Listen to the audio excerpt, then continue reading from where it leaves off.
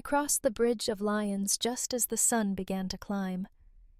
Its reflection scattered across the Matanzas River. The Memorial Day weekend always pulled me toward the cottage on Anastasia Island.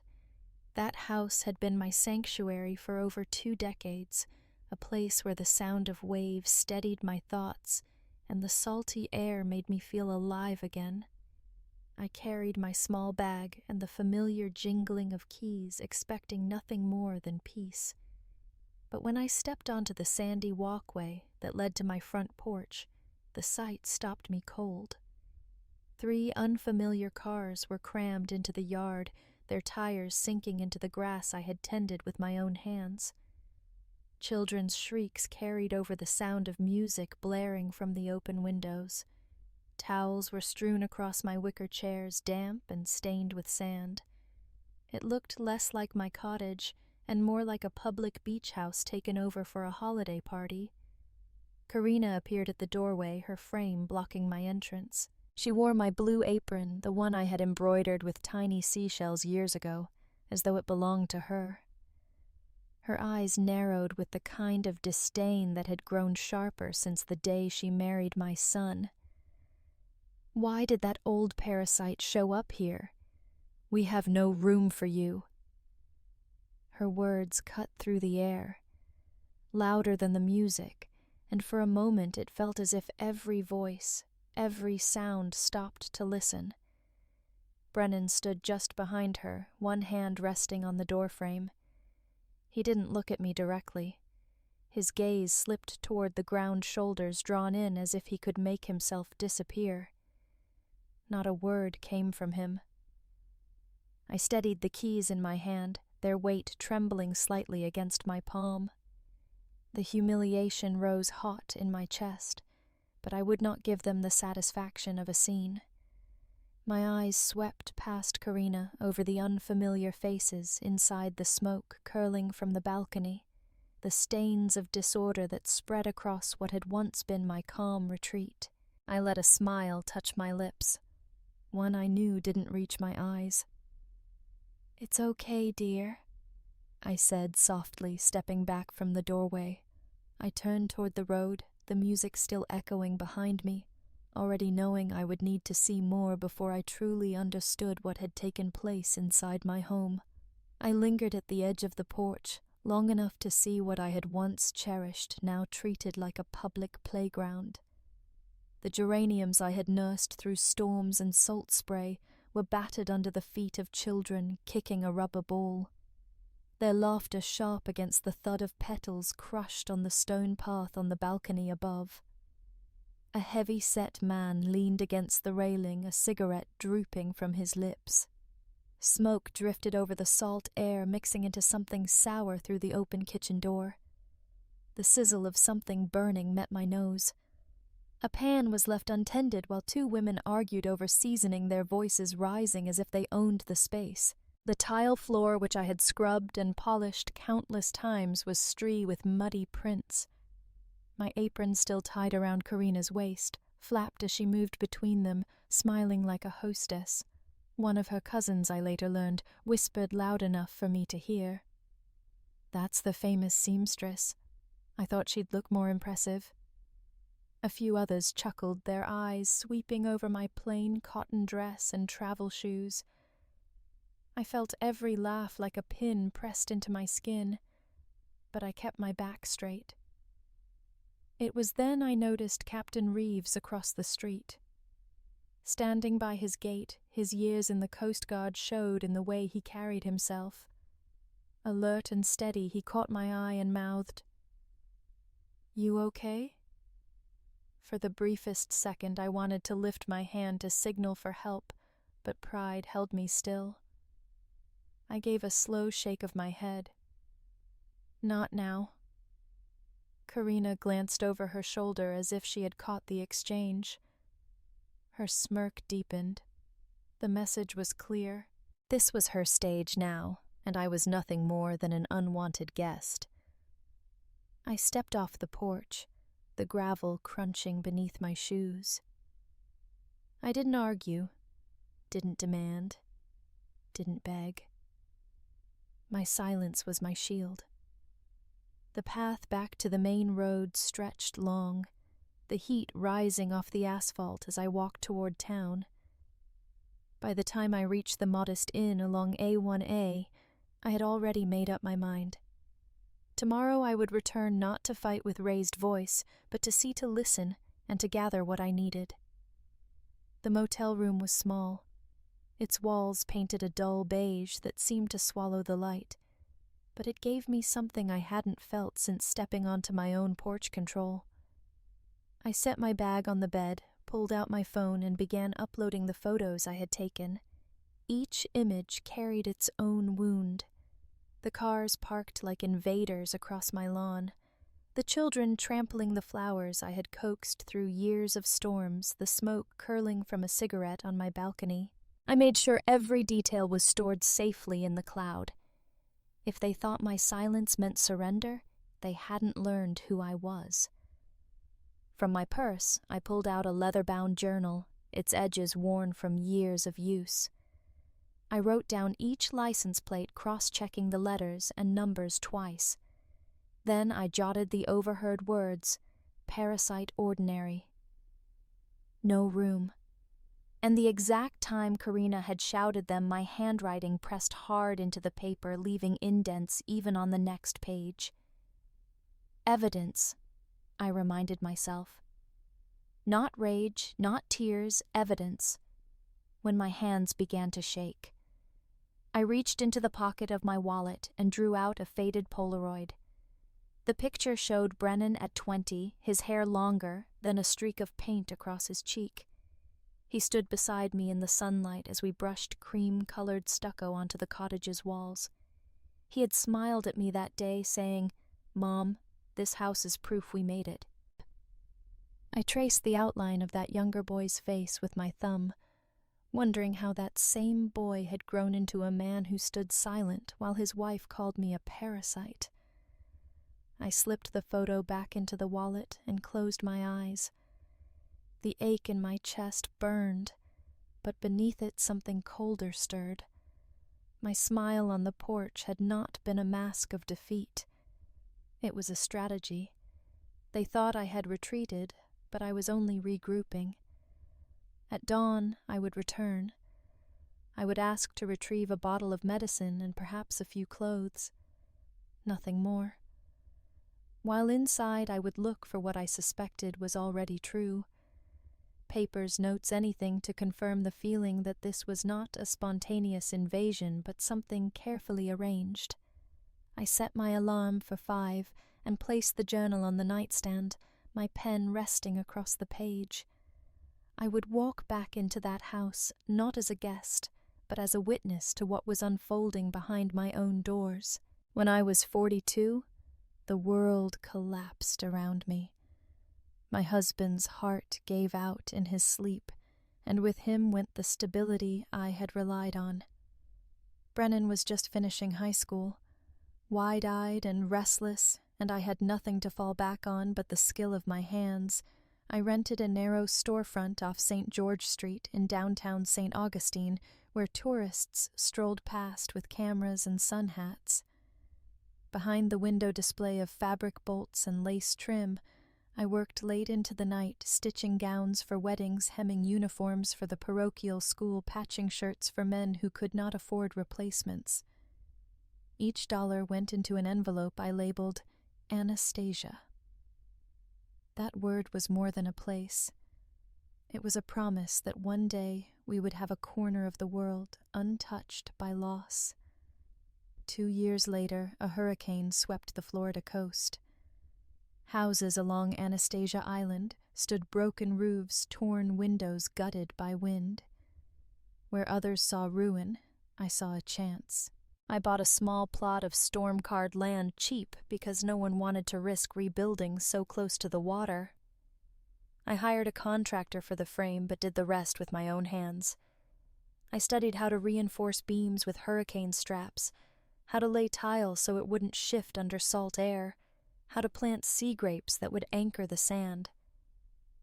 Every weekend, Brennan came with me carrying buckets of paint, handing me tools, laughing as we argued about where the windows should face. I still see him in my memory 20 years old, standing on the half-finished porch with paint across his cheek. "Mom, this house is proof we made it," he told me. His voice had been proud, full of the certainty only youth can muster. I had believed him then. I had believed in us. That memory lingered like a ghost as I stood once more at the door of that same house. Karina's sister, a woman I barely knew, opened it with irritation. "She said you could get your medicine," she muttered, stepping aside as though she were doing me a favor. I crossed the threshold, the air heavy with scents that did not belong to me.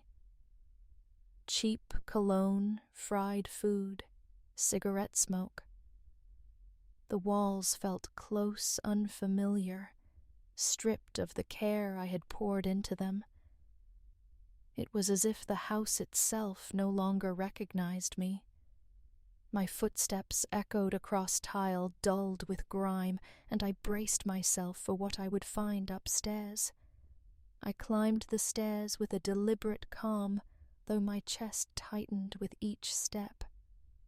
The house no longer sounded like mine. Instead of the familiar creak of wood and the distant hush of waves through open shutters, there was the murmur of unfamiliar voices, the shuffle of careless feet, the faint hum of a television left too loud in the wrong room. When I pushed open the door to my bedroom, the air left my lungs. My clothes were stuffed into black garbage bags stacked in the corner like donations waiting for a pickup truck. 2 children I didn't recognize sprawled across my bed, tangled in the quilt I had sewn by hand after Brennan left for college. They slept heavily, oblivious, their sneakers still on, leaving streaks of sand against the fabric. The bathroom door was ajar. I stepped inside and recoiled at the sight of black hair dye streaked down the porcelain of the sink. My towels, once white with blue embroidery, were baldled in the corner, stained beyond saving. It was like walking into the shell of a home gutted and used by strangers. I steadied my hand, pulled my phone from my purse, and began to photograph everything: the bags, the bed, the dye-stained sink. Each picture felt like a stitch threading together proof of what had been done. My hands trembled, but I forced them still. Drawers were half open, contents spilled. I reached for the small velvet box where I kept my mother's pearl earrings and the gold watch my husband wore every day of our married life. The box lay on its side, empty. My breath caught, and I leaned on the dresser for balance. Those pieces were not just jewelry. They were the last tangible threads tying me to the people who had once held me steady. Now they were gone, stripped from me as easily as the apron from the kitchen. I moved toward the closet, heart pounding behind the row of dresses. I had a cubby built into the wall. Few people knew of it, not even Brennan until much later. Inside, I stored documents too important to keep in plain sight. My fingers found the latch, and I opened it, expecting the comfort of neat files. Instead, I pulled out a document I had never seen before, a physician's report, on official letterhead, stamped and signed, the words blurred for a moment, but I forced myself to focus. It claimed I suffered from diminished capacity, that my age and health rendered me incapable of managing property. A coldness settled in my stomach. I had never been examined by this doctor. I had never signed a release. My name had been twisted into an argument against me. On the vanity counter nearby, a notepad sat open. The handwriting was Karina's. The loops and flourishes I had seen on birthday cards for the children. At the top of the page was a name I didn't recognize at first, then understood with clarity: a local attorney. Notes in the margin read, "Transfer deed and capacity claim." I slipped the report and the notepad into my bag, my pulse steadying with purpose. This was no misunderstanding. It was a plan. I turned toward the door, already knowing I would need allies beyond my own strength. The next morning, I drove up U.S. Highway 1, the sun rising sharp against my windshield. My hands clutched the steering wheel tighter than I realized. The stolen documents and notepad sitting in my purse beside me like heavy stones. I stopped first at the bank, a place where I had walked through the doors so many times that the tellers knew me by name. The manager, Mr. Wilcox, greeted me with a concerned expression. After I explained what I needed, I asked for a letter confirming my decades of managing accounts without assistance. He didn't ask many questions, only raised his eyebrows when I mentioned a fraudulent claim of diminished capacity. Within minutes, he printed the document on official letterhead and signed it. He handed it across the desk as though passing me a shield. "No one can argue with this," he said. I thanked him, slipping the paper into my folder with a sense of gathering armor. From there, I drove north to Jacksonville, the road humming under my tires as I rehearsed what I would say. The attorney recommended by a colleague of Captain Reeves had a reputation for being both sharp and relentless. When I met Nia Hightower, she was exactly that tall, poised, with eyes that seemed to measure everything at once. I laid the photos, the fraudulent report, and the notepad across her polished desk. She listened quietly, her pen moving swiftly across a legal pad. After a long pause, she looked up. "Mrs. Calder, what your daughter-in-law is attempting is not only cruel, but criminal." She outlined a strategy with crisp precision. First, we would file an owner's affidavit with the county sheriff seeking expedited removal of unlawful occupants. Second, a police report would document the missing pearls in the watch. Third, a formal complaint to the state medical board would address the false capacity letter exposing the doctor who had signed it. Finally, she would petition the court for a temporary injunction to block any further attempts to interfere with my property. It was a roadmap clear and formidable. For the first time in days, I felt like the ground was steady beneath me, yet Nia did not let me leave without a warning. "Fast relief is possible," she said, her voice firm. "But you need to understand this once we move forward. There's no going back. These ties already frayed will not mend easily. You may recover your home, but you will lose your son's loyalty forever." Her words settled like lead, but I nodded. He chose his side the moment he stayed silent. I signed the retainer agreement, placed my pen carefully back in my bag, and prepared myself for the next step. The law would speak where my voice had been dismissed. Tuesday morning broke hot and heavy, the kind of Florida heat that clings to your skin before the day has even started. I parked behind Nia's car and watched as 2 deputies stepped out of their cruiser body cameras blinking red. A locksmith rolled a small case of tools, and the process server carried a folder thick with papers. My stomach tightened, but I steadied myself. Karina was already on the porch when we approached, her voice shrill. "My husband gave me permission." She shouted, pointing at me as if I were the intruder. Children pressed their faces to the window behind her, their eyes wide. Nia moved forward with unshakable calm, handing one deputy the deed, with my name clearly stamped across it, followed by recent tax receipts and the sworn affidavit. "Mrs. Calder is the sole legal owner," she said. "These individuals are here without consent." The deputies walked through the house, noting damages and photographing what matched the theft report. In the kitchen, one lifted an empty jewelry box. In the living room, another pointed out broken drawers and scattered mail. Each detail built the case brick by brick. 10 minutes later, Brennan pulled up, his shirt wrinkled, his eyes darting everywhere but toward mine. "Mom," he said, the word thin as though it belonged to someone else. I pulled the forged positions report and Karina's notepad from my bag and placed them in his hands. His face drained of color. She's confused.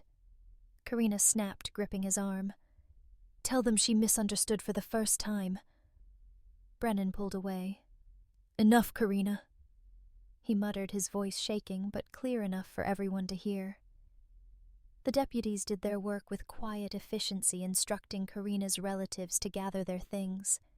Suitcases thumped down the porch steps, children cried, and neighbors leaned over their fences. Whispering, I stood at the gate, steady. As the locksmith replaced the lock and handed me the new keys, the cottage was mine again, though the weight of what it had cost pressed harder than the heat on my shoulders. By the end of the week, the sheriff's office had my theft report on file, and the deputies assured me the investigation was active. Late one evening, Karina's sister appeared at my gate, her face pale and drawn. Without a word, she pressed a small velvet pouch into my hand. Inside were my mother's pearls, returned as if secrecy could erase the theft. I thanked her, though not for the favor, only for restoring what should never have been taken. The clinic inquiry began almost immediately after Nia filed the complaint. The medical board requested my statement, and I provided every detail the false report. The signature of a doctor I had never met. The clear attempt to label me incompetent, knowing the system was looking into it, gave me a steadier breath. Though I knew the process would be long, Brennan came alone 2 days later. He stood at the foot of the porch, hands jammed into his pockets, eyes darting between me and the ground. Mom, we can work this out. No lawyers, no police, just family. His voice cracked on the word family. I listened, then told him the truth. Family was not defined by blood alone, but by care, respect, and responsibility. He had chosen silence when his voice mattered most. I would not undo the steps already taken. I explained that the cottage was now placed in a trust, with its future belonging to a scholarship fund and a sea turtle rescue program. His shoulders slumped, and he left without another word. The days that followed were filled with repairs, new locks, cameras along the eaves, hurricane shutters fitted tight against the salt wind. Captain Reeves helped me replant the geraniums, his steady hands pushing soil back into place, as if to remind me that roots can be set again. The house stood quieter now, not as it once was, but stronger. Defined by clear lines no one could cross.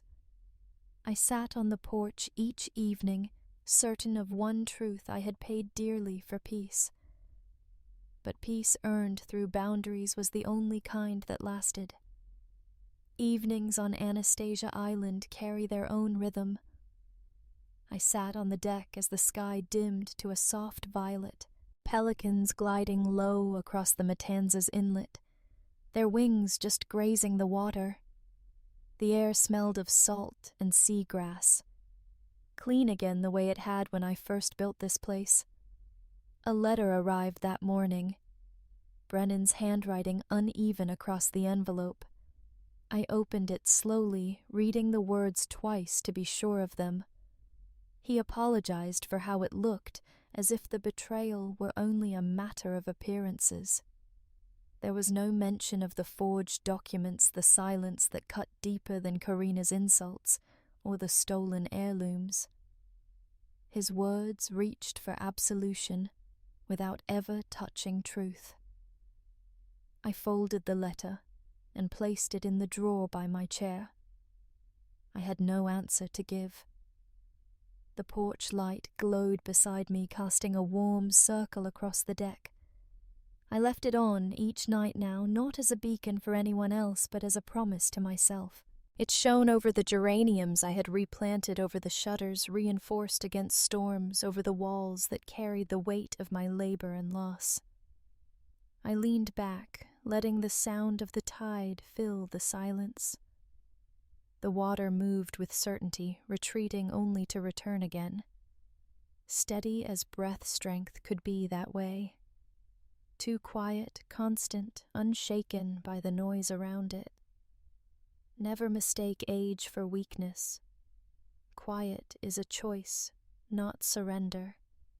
And tomorrow, when the tide came in again, it would not wash away what I had endured.